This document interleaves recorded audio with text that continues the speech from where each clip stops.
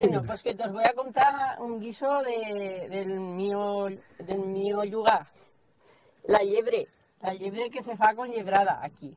Entonces, pues mira, se limpia la liebre y mejor que esté unos días limpia, que se oree bien, que se oreen. Y entonces se corta y se meteba en un antes, bueno, ahora ya no hay cocinas de esas, pero se meteba o se posaba en un puchero de tierra allí al lado del fuego, y se meteba aceite y una cabeza de ajos, y entonces encima del puchero se posaba una cazoleta de tierra con agua, y dejaba que se cociese lentamente.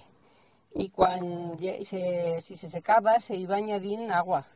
Entonces, pues se feba la picada, que consistía de el hígado de la liebre se sacaba del guiso, y la sangre que se guardaba, y un ajo, por ejemplo, y qué más, ya, un poco de perejil, unas almendras y un trozo de pan frito.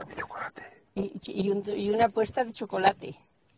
Entonces se hacía una picada, y cuando ya se tenía, se tiraba la liebre y se le daba unas vueltas, y ya estaba. Se dejaba reposar un poco y a comerla.